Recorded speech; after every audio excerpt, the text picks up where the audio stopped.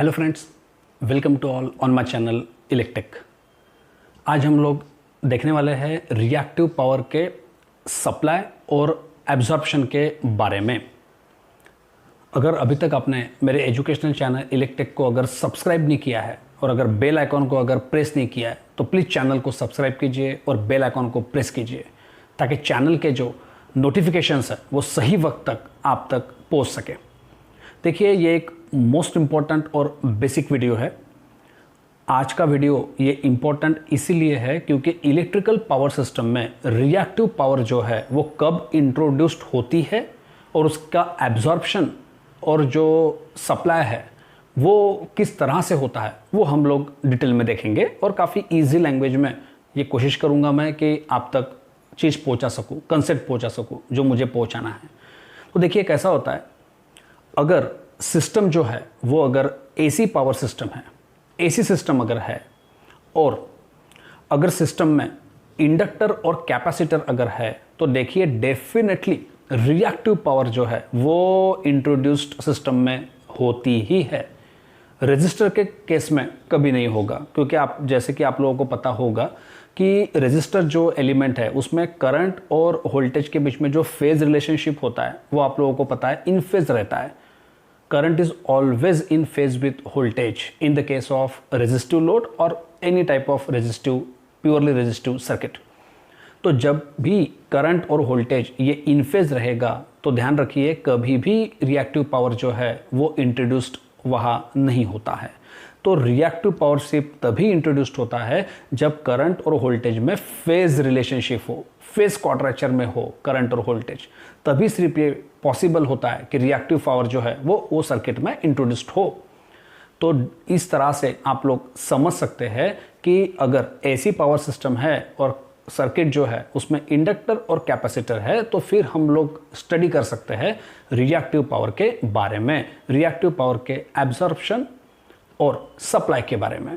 तो आज के वीडियो में मैं इंडक्टर का केस जो है वो अच्छे से कवर करूंगा और जो नेक्स्ट वीडियो रहेगा उसमें हम लोग डिस्कस करेंगे कि कैपेसिटर अगर सर्किट में है तो रिएक्टिव पावर के बारे में, एब्जॉर्प्शन या सप्लाई के बारे में क्या रहेगा कंसेप्ट। तो देखिए विदाउट वेस्टिंग का टाइम स्टार्ट करते हैं इंडक्टर का केस। तो देखिए अगर ये सर्किट के ऊपर थोड़ा कॉन्सेंट्रेट कीजिए, यहाँ पे आप देखिए ये आप अल्टरनेटर समझिए और या सोर्स समझ सकते हैं आप, और ये है आपका लोड, इंडक्टिव लोड, और ये आपका ट्रांसमिशन लाइन ये हो सकता है। तो इस तरह से ये सोर्स हुआ, ये लोड हुआ, inductive load, purely inductive load, और ये आपका ट्रांसमिशन लाइन, एक तरीके से आप समझ सकते हैं। तो देखिए अगर पोलैरिटी है सोर्स की तो आप देख सकते हैं कि ये जो आपका IL है इसको आप एक तो इंडक्टर करंट समझ सकते हैं या लोड करंट भी समझ सकते हैं, और ये जो VL है ये है इंडक्टर के अक्रॉस का वोल्टेज ड्रॉप या इंडक्टर वोल्टेज या लोड वोल्टेज भी आप लोग बोल सकते हैं।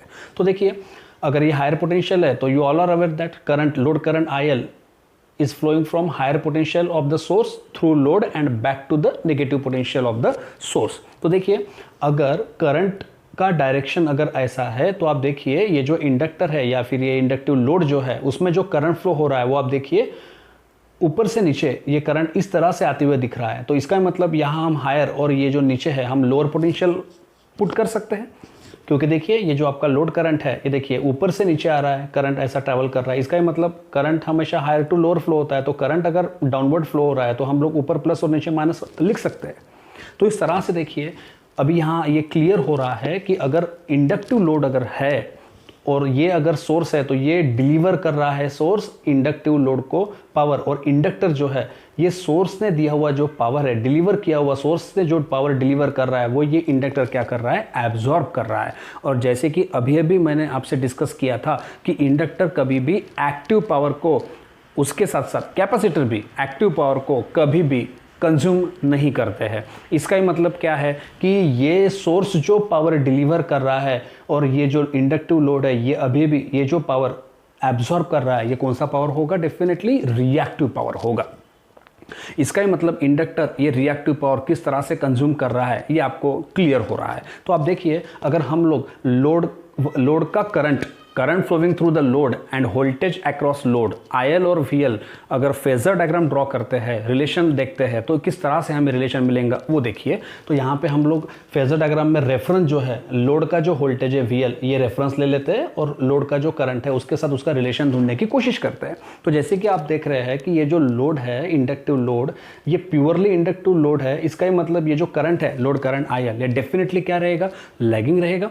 प्योरली इंडक्टिव लोड होने की वजह से करंट ये 90 डिग्री जो है वो लैग रहता है, जैसे कि आप लोगों को पता है। इसीलिए फेजर डायग्राम में हम लोगों ने वही शो किया हुआ है। आप देख सकते हैं, देखिए ये वोल्टेज, लोड वोल्टेज या इंडक्टर वोल्टेज जो कि हमारी रेफरेंस क्वांटिटी है।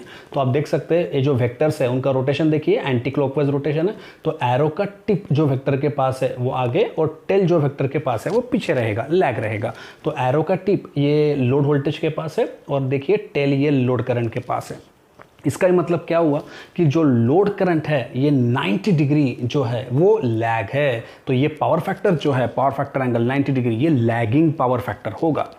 इसका ही मतलब हम लोग ऐसा बोल सकते हैं कि ये जो इंडक्टर पावर एब्जॉर्ब कर रहा था, रिएक्टिव पावर, ये कौन सा पावर था, लैगिंग रिएक्टिव पावर था।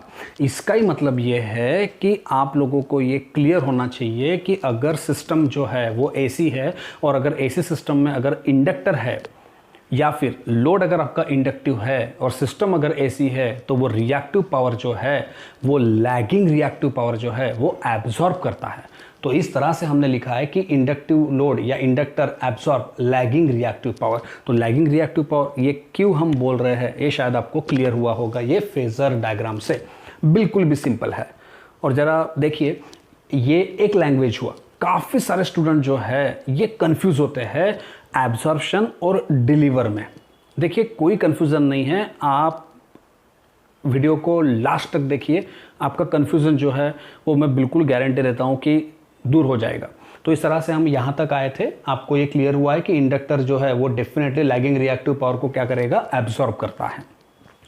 दूसरे लैंग्वेज में सीखने की कोशिश करते हैं। देखिए सेम सर्किट है, अगर inductor absorb lagging reactive power करता है, तो अगर मुझे डिलीवर के लैंग्वेज में बोलना है तो मैं क्या बोलूँगा कि inductor deliver leading reactive power.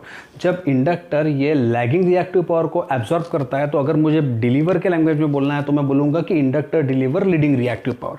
लेकिन प्रूफ के साथ समझने की कोशिश करते हैं। सेम सर्किट मैंने अगेन कंसिडर किया है। आप देखिए यहाँ पे इंडक्टर एब्जॉर्ब कर रहा है ना, करंट के डायरेक्शन से आपको समझ में आ रहा है कि इंडक्टर ये एब्जॉर्ब कर रहा है। यहाँ पे आप देखिए ये जो लोड है आपका इंडक्टिव लोड, यहाँ से देखिए करंट का डायरेक्शन देखिए, ये क्लॉकवाइज करंट है या एंटी क्लॉकवाइज बताया, मतलब करंट का डायरेक्शन यहाँ मैंने रिवर्स ले लिया। वो तो होगा ही क्योंकि यहाँ पे हम लोग डिलीवर की बात कर रहे हैं। यहाँ पे इंडक्टर एब्जॉर्ब कर रहा था, यहाँ पे हम लोग डिलीवर कर रहे हैं। अगर इंडक्टर अगर डिलीवर करता है रिएक्टिव पावर को, तो वो केस को समझने की कोशिश कर रहे हैं। तो देखिए अगर रेफरेंस आपका लोड वोल्टेज है तो यहाँ पे भी लोड वोल्टेज, लोड के वोल्टेज को हम लोग रेफरेंस ले लेते हैं, लेकिन करंट का डायरेक्शन रिवर्स हो गया। यहाँ पे करंट का डायरेक्शन देखिए आप क्लॉकवाइज है, लोड जो है वो एब्जॉर्ब कर रहा है रिएक्टिव पावर को। तो अगर ये डिलीवर है, करंट का डायरेक्शन डिफरेंट है, तो यहाँ पे देखिए ये करंट वेक्टर जो है ये ऊपर हो जाएगा। यहाँ पे देखिए रेफरेंस के नीचे ये लोड करंट दिखाया, तो यहाँ पे ये ऊपर होगा रेफरेंस के, करंट का डायरेक्शन रिवर्स हो गया, रिवर्स केस है। तो अगर ये केस को हम लोग स्टडी करते हैं तो क्या दिखाई दे रहा है, देखिए वेक्टर का रोटेशन एंटी क्लॉकवाइज। अभी देखिए एरो का टिप लोड करंट के पास है और टेल ये वोल्टेज के पास। इसका मतलब क्या हुआ कि सेकंड केस जो है ये, यहाँ पे ये जो लोड करंट है ये लीडिंग करंट है और ये पावर फैक्टर भी लीडिंग रहेगा। तो इस तरह से हम लोग बोल सकते हैं कि inductor deliver leading reactive power. इसका ही मतलब ये है कि अगर इंडक्टर एब्जॉर्ब करता है तो लैगिंग रिएक्टिव पावर और डिलीवर करता है तो लीडिंग रिएक्टिव पावर। तो ये जो कंसेप्ट है लीडिंग और लैगिंग रिएक्टिव पावर का, एब्जॉर्ब और डिलीवर के साथ, ये समझना मोस्ट इंपॉर्टेंट है। और अगर ये क्लियर नहीं होता है तो काफ़ी कंफ्यूजन रहेंगे और ये कंफ्यूजन के साथ आप कभी भी कोई भी कॉम्पिटिटिव एग्जाम्स को या पावर सिस्टम को प्रॉपरली नहीं समझ सकोगे। देखिए काफ़ी बिल्कुल बेसिक कंसेप्ट है, आप समझने की कोशिश कीजिए। काफ़ी ईजी तरीके से यहाँ पे मैं सेटअप जो है वो आपको समझाने की कोशिश कर रहा हूँ। तो इस तरह से मुझे ऐसा लगता है कि आपको क्लियर हो रहा है, लेकिन इतना ही काफ़ी नहीं है। अगर आपका सर्किट अगर इंडक्टिव सर्किट है और अगर आप इंडक्टर के लिए अगर पावर ट्रायंगल कंसिडर करते हो, तो आप लोगों को पता है कि ये पावर ट्रायंगल होगा। ये पावर ट्रायंगल है जिसमें ये आपका हाइपोटेन्यूस जो है ये अपरेंट पावर है, ये P आपका एक्टिव पावर जो कि x कंपोनेंट है, और ये y कंपोनेंट क्या रहेगा, रिएक्टिव पावर। तो आप देखिए ये पावर ट्रायंगल आप लोगों ने हमेशा ऑलवेज आप लोग इसे देखते हैं। तो ये पावर ट्रायंगल जो है वो इंडक्टर के केस में हम लोग बनाते हैं, जैसे कि आपको पता ही है। तो अगर ये अपरेंट पावर को अगर मैं लिखूँ कॉम्प्लेक्स फॉर्म में, तो देखिए कॉम्प्लेक्स का स्टैंडर्ड फॉर्म देखिए x प्लस जे वाई, एक्स कंपोनेंट और ये आपका इमेजिनरी y कंपोनेंट। तो आप देखिए x कंपोनेंट मतलब एक्टिव पावर है, x कंपोनेंट देखिए एक्टिव पावर है, और आपका y कंपोनेंट जो है वो क्या है, रिएक्टिव पावर को रिप्रेजेंट करता है। तो आप देखिए इंडक्टर के केस में पावर ट्रायंगल देखिए, आपका जो रिएक्टिव पावर है, इमेजिनरी पावर जो है y, रिएक्टिव पावर ये पॉजिटिव y है। आप देखिए ये y है लेकिन ये पॉजिटिव y है ना, जैसा ये x का तो कोई इशू नहीं, लेकिन y पॉजिटिव भी हो सकता है, नेगेटिव होता है। कैपेसिटर के केस में हम लोग देखेंगे कि नेगेटिव रहता है, लेकिन हम लोग अभी आज के वीडियो में इंडक्टर का केस कंसिडर कर रहे हैं। तो उसमें आप लोग देख सकते हैं कि ये जो y है ये पॉजिटिव y है, इसलिए ये रिएक्टिव पावर भी पॉजिटिव है। पॉजिटिव पावर मतलब ग्रेटर देन 0, तो इसलिए यहाँ पे देखिए इंडक्टर के केस में लिख के रखा है Q ग्रेटर देन 0। इसका ही मतलब अगर कंक्लूजन के तौर पे अगर बात करना चाहे तो हम लोग ऐसा बोल सकते हैं कि अगर सिस्टम, अगर इलेक्ट्रिकल पावर सिस्टम अगर एसी पावर सिस्टम है, और अगर इंडक्टर और कैपेसिटर अगर सिस्टम में अवेलेबल है, अगर इंडक्टर की बात करें, अगर इंडक्टर अवेलेबल है तो Q ए ग्रेटर दैन 0 रहता है। और ऐसे केस में आप देखेंगे कि इंडक्टर जो है वो लैगिंग रिएक्टिव पावर को एब्जॉर्ब करता है या फिर डिलीवर करता है लीडिंग रिएक्टिव पावर को। बस इतना ही समझाना था आज के वीडियो में। मुझे ऐसा लगता है कि आपको अच्छे से क्लियर हुआ है ये इंडक्टर का केस। नेक्स्ट वीडियो में मैं आपके लिए लेके आऊँगा कैपेसिटर का केस, और हम देखेंगे कि कैपेसिटर के केस में जो है वो रिएक्टिव पावर का जो एब्जॉर्प्शन या सप्लाई जो रहेगा वो कैसा रहेगा लीडिंग लैगिंग केस में, और क्यों क्या रहेगा उसमें वो हम देखेंगे। तो आज के वीडियो में बस इतना ही। आप बने रहिए मेरे चैनल इलेक्टेक के साथ। मैं ऐसे ही कुछ एजुकेशनल इंटरेस्टिंग वीडियोस को आपके लिए जल्द ही लेके आने वाला हूं। और ये जो है ये इलेक्ट्रिकल पावर सिस्टम का जो है वो सेकंड वीडियो था। इससे पहले का जो वीडियो है उसका भी लिंक मैं डिस्क्रिप्शन में दे रहा हूं। अगर अभी तक आपने वो पहला जो लेक्चर है जिसमें मैंने एक प्रेजेंटेशन के फॉर्म में जो है वो रिएक्टिव पावर का पूरा जो फ्लैशिंग पॉइंट्स है, इंपॉर्टेंट पॉइंट्स है, वो आपके लिए मैंने बनाए थे। अगर आपने अभी तक वो नहीं देखे होंगे तो प्लीज़ वो वीडियो को देखें, और अगर पसंद आया होगा तो डेफिनेटली पीपीटी को लाइक ज़रूर कीजिए। Thank you very much for watching.